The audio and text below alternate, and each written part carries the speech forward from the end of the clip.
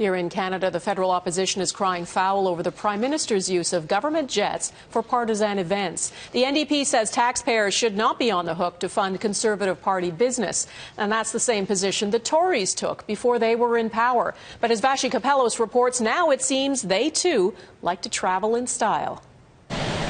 Back when the Conservatives were the opposition, they were critical of the then Liberal government for running up the travel bill, saying, "We have seen the Prime Minister flying around the country on Challenger jets, doing a few hours of government work, then spending the rest of the time campaigning and fundraising."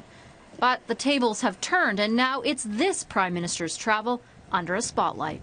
Meet the new boss, same as the old boss. This culture of entitlement goes on. While Stephen Harper often has to fly for government business, it's when he uses the smaller Challenger jets for party work that has the opposition fired up.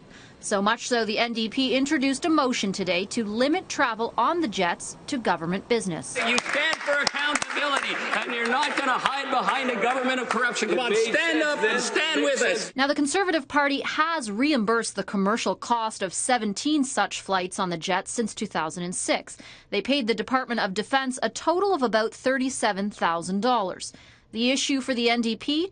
The actual cost to taxpayers of those flights is more than $118,000. That's sending a message to the Canadian people that the taxpayers and the Canadian people are really being held in contempt by this government. Harper is the first Prime Minister to reimburse any costs associated with travel on the jets and insists they have to be used for security reasons. The RCMP requires me to fly on a non-commercial aircraft. Any use of aircraft for non-commercial purposes is reimbursed. But Harper is also under fire because of who is traveling with him on the trips. In some cases, Mark Kinn, a longtime Conservative fundraiser, accompanied him. The NDP says especially in that case, but also with all party business, the full, not commercial cost of the trip should be paid back.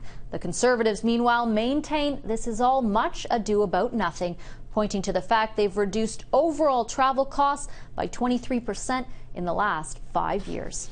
Donna. Vassy Kapelos in Ottawa. Thanks.